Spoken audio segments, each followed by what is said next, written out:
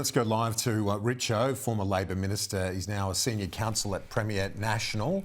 Richo, great to see you.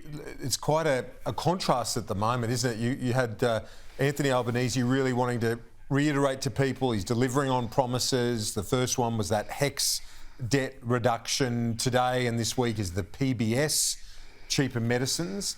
And on the other side, you've got the bit of the drama led by Barnaby Joyce. Well, I think Barnaby loves a drama, doesn't he? He always has, and he's off and running again.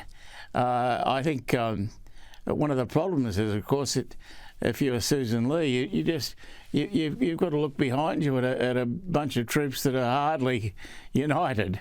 And whenever Barnaby's around, you're more likely to have disunity.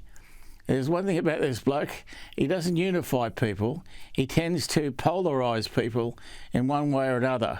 And I don't think that's very good for the National Party.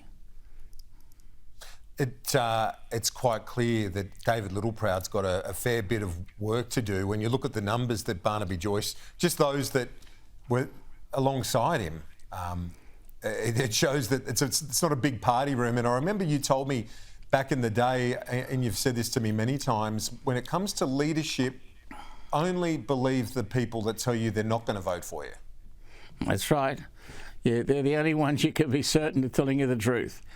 You know, it's what Paul Keating always used to say, that you take all those who promise on the heads of their children to vote for you and deduct it by 25%, you might be somewhere near it. And I think that's sadly a judgment on human nature that's probably pretty close to right.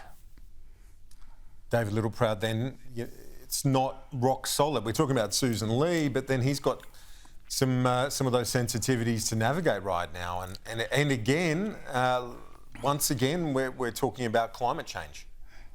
Oh yeah, well, I mean, climate change is an issue for the opposition, and it's a very difficult one.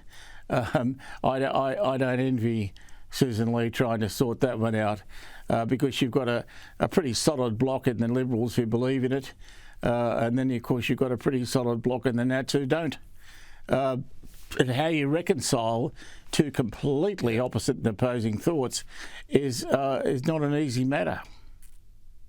Yep. And Pauline Hanson, for her part, she was on the program earlier. She's moving an motion of urgency this afternoon, and says any coalition senator that doesn't vote in favour of her motion is a coward. So you've got pressure from the right flank as well. For the government, though, it's important that they remain very methodical on this issue, to say they're getting on with it, and not just to argue the case, but to make progress in this term on that most contentious of issues, Richo.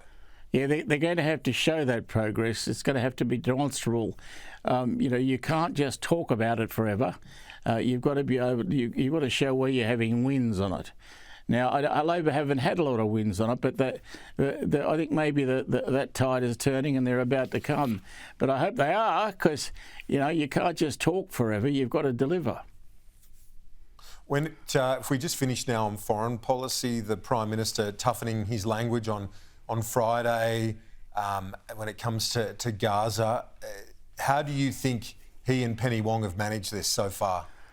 Look, from their point of view, it's pretty difficult. They're both Labor lefties, and so they've got a long history of being on one side of the argument, and now they're on the other. And I think it makes it difficult for them. I think they've handled it okay, but it's probably the most difficult task they have. It's the most diabolical problem and catastrophe worldwide at the moment. That's true, Richo. Thank you.